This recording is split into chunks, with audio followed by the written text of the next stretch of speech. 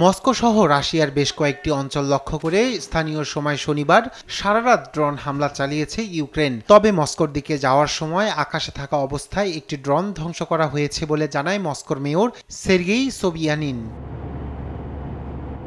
রাশিয়ার দক্ষিণ পশ্চিমাঞ্চলের ব্রায়ানস্কের সীমান্তবর্তী এলাকায় ইউক্রেনের ছোড়া কমপক্ষে 12টি ড্রোন ধ্বংস করা হয়েছে।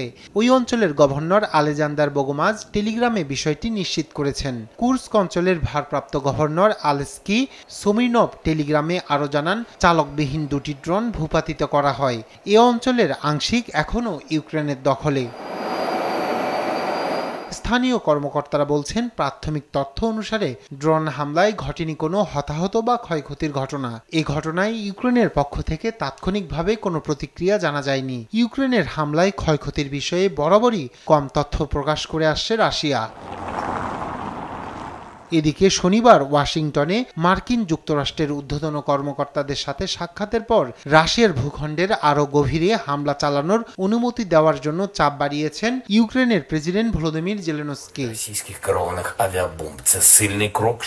রাশিয়াকে যুদ্ধের অবসান এবং ন্যায়সঙ্গত শান্তির পথে আসতে বাধ্য করার একটি শক্তিশালী পদক্ষেপ হল তাদের ভূখণ্ডে আক্রমণ করা। ইউক্রেন এবং ইউক্রেনীয়দের সত্যিকার অর্থে এবং সম্পূর্ণরূপে রক্ষা করার জন্য আমাদের সক্ষমতা প্রয়োজন। এজন্য মিত্রদের সাহায্য কাম্য। আজ আমি কমান্ডার ইন চিফের সঙ্গে কথা বলেছি। আমি চাই যুক্তরাষ্ট্র আমাদের প্রতিটি পদক্ষেপে থাকুক। এখানে সবচেয়ে বেশি গুরুত্বপূর্ণ কাজ হল দখলদারদের সর্বোচ্চ ক্ষয়ক্ষতি করা এবং প্রতিটি রুশ আক্রমণের জবাব দেয়া। এদিকে ইউক্রেনের আরও 3টি গ্রাম দখলে নেওয়ার দাবি করেছে রাশিয়া। স্থানীয় সময় শুক্রবার রাশিয়ার প্রতিরক্ষা মন্ত্রণালয় জানায়, তারা ইউক্রেনের দোনেস্ক, লুহানস্ক ও খার্কিভ অঞ্চলের 3টি গ্রাম দখল করেছে।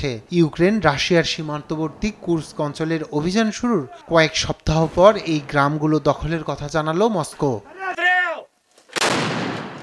রায়হান কবির শুভ্র, নিউজ ডেস্ক, দেশ টিভি।